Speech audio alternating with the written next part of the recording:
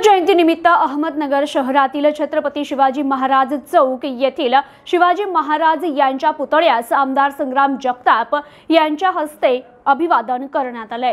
छत्रपती शिवाजी महाराज यांच्या जयंतीनिमित्त अहमदनगर शहरातून जिल्हा मराठा समाज प्रसारक मंडळाच्या वतीने पारंपरिक पद्धतीने काढण्यात येणारी मिरवणूक नगरकरांचं आकर्षण ठरत असून यात शालेय आणि महाविद्यालयीन विद्यार्थ्यांनी विविध वेशभूषा साकारत आपल्या पारंपरिक कला नृत्य सादर केल्या, तर विविध विषयांवरील समाज प्रबोधनाचे देखावे देखील सादर केले जातात। त्या माध्यमातून खऱ्या अर्थाने छत्रपती शिवाजी महाराज यांचे विचार समाजात पोहोचवण्याचं काम होत आहे। तसेच युवा पिढीने शिवाजी महाराज यांचे विचार आत्मसात करावे असं आवाहन आमदार संग्राम जगताप यांनी केलं।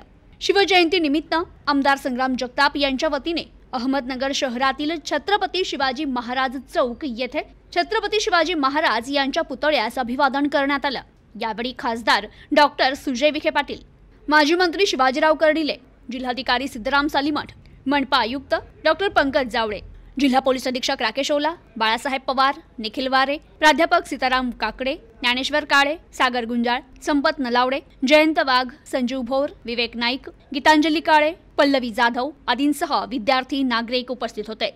प्रतिनिधी अनिकेत गवडी, न्यूज टुडे 24, अहमदनगर।